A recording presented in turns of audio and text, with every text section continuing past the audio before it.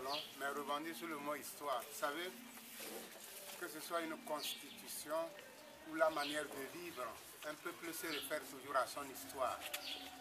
Nous sommes le produit de l'histoire. Nous sommes une alliance entre l'histoire, donc le passé et l'avenir. Nous avons de hautes luttes. Ce peuple s'est doté d'une constitution en 1992. Vous la connaissez déjà. Et le 31 décembre 2002, cette constitution a été toilettée. C'était le mot d'ordre de l'époque.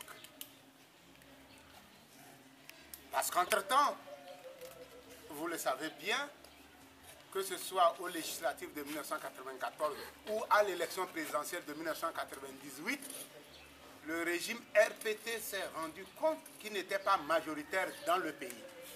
Ces élections ont révélé au système, à tous les ténors du système, qu'il était devenu minoritaire. Et extrêmement minoritaire. Parce que malgré les fraudes qui avaient été à l'époque, malgré les fraudes massives qui avaient caractérisé les deux scrutins, comme les autres, le régime s'est rendu compte qu'il pouvait être balayé par les élections. C'est en cela que le 31 décembre 2002, il a mis en place un système constitutionnel et institutionnel qui devait lui garantir une survie totale malgré sa minorité. D'où le scrutin uninominal majoritaire à un seul tour. L'institution du Sénat dans sa composition aussi. Et bien entendu, la réallocation des pouvoirs du Premier ministre au président de la République. Et bien entendu, la non-existence de la limitation de mandat. Alors, tous ces mécanismes convergeaient à assurer à ce système une durabilité, en tout cas dans le temps, étant devenu minoritaire. Alors, aujourd'hui, la question se pose de savoir si le régime est prêt à ce que le peuple togolais, qui a sa constitution, qui est une constitution consensuelle de 1992, on revienne à ce schéma de 1992. On ne demande pas au Togo d'inventer tel mécanisme ou pas. On demande au Togo de remettre en place le système qui garantisse au peuple son pouvoir. Parce que dans tout système démocratique, le peuple est souverain et détenteur du pouvoir qu'il lègue comme bon lui semble aux dirigeants. Donc, diriger un pays, c'est une mission. Ce n'est même pas un métier, ce n'est pas une carrière. La question se pose à ce moment de savoir si le régime uni est prêt à accepter à ce que le peuple souverain recouvre son droit et ses moyens d'investir librement ses dirigeants à travers les mécanismes dont il s'est doté en 1992. À cette question fondamentale, puisque c'est ça qui a déterminé les sujets à l'ordre du jour, les 12 points de discussion sont déterminés par cela. Sur ces différents sujets, et les plus importants, vous pouvez vous imaginer le mode de scrutin, la limitation de mandat, même la mission de la Cour constitutionnelle et sa composition, UNIR n'a rien à dire. Pourtant, UNIR est venu à la discussion avec des points à l'ordre du jour de discussion. 6 points. Même les 6 points sur lesquels UNIR veut venir discuter, ils n'ont rien à dire. Ils sont sourds et muets. Alors, cela nous renvoie, mes chers frères et sœurs, à cette réalité cruelle qui est que le régime, le système togolais, outre sa volonté de conserver le pouvoir, traite ses adversaires à la fois d'ennemis et je pense, de médiocres, etc., etc.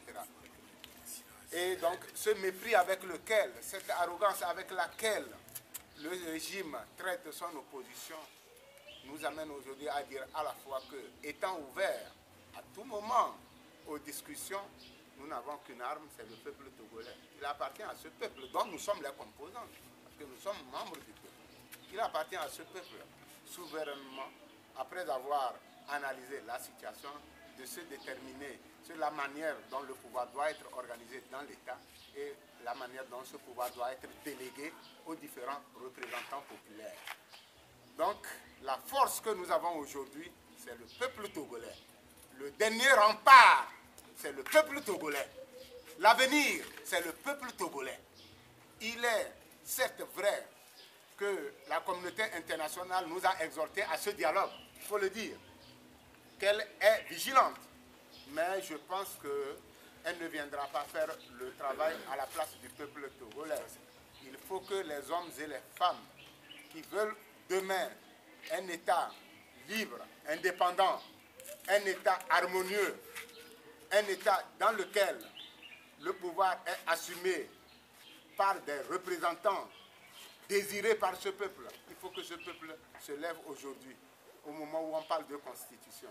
Et je suis au regret que certains journalistes développent des thèses selon lesquelles le professeur Wolu Komi et Maître Adjavon Zeus étaient des intrus dans une salle où à la fois il était question de discuter de la constitution de la République et des questions politiques qui doivent régir notre avenir. Je ne sais pas quelles personnes sont encore plus qualifiées que ces gens à aller discuter. Dites-moi, lorsqu'on dit parti parlementaire, c'était déjà une concession que nous avons faite. Parce que si nous tirions à l'époque pour que ce soit le peuple dans ses différentes composantes, y compris la société civile, les différents corps de l'État qui viennent discuter, on nous aurait opposé que nous avons fait le constat qu'il y a une crise politique. Et donc il faut laisser aux politiques.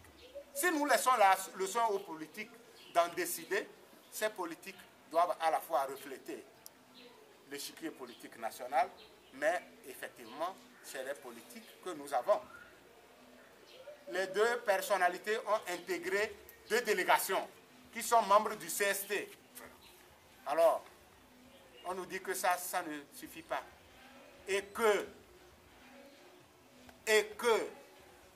le dialogue pouvait prendre fin par l'existence de 2 personnes. Je pense que les gens normaux, les véhicules de l'information que vous êtes, vous devez travailler sans passion et dire que nous avions tous notre place là-bas. Tout le monde ici, même vous-même, vous aviez votre place dans la salle pour relayer les différentes positions. Parce que le peuple doit savoir comment on vote les textes qui doivent régir sa vie aujourd'hui, dans 50 ans, dans 100 ans. Ce peuple togolais en a droit. C'est le seul droit même qu'il a. Ce n'est pas l'affaire d'une église. Ce n'est pas l'affaire d'un petit groupe. C'est l'affaire nationale. En cela, aujourd'hui, il convient de faire en sorte que le peuple entende la voix de ceux qui veulent faire avancer le pays dans cette salle et de ceux qui veulent le faire reculer. Et qu'il arbitre, parce qu'il est temps de le faire. J'ose espérer que les 2 jours qui nous restent pourront amener nos frères d'unir à la raison pour comprendre que on ne peut pas se servir de ce cadre-là pour faire passer un texte qui serait leur volonté à l'Assemblée nationale.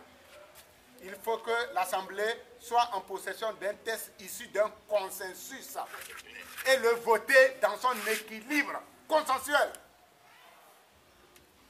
C'est à cette seule condition que nous pouvons aborder sereinement les moments à venir. Oui.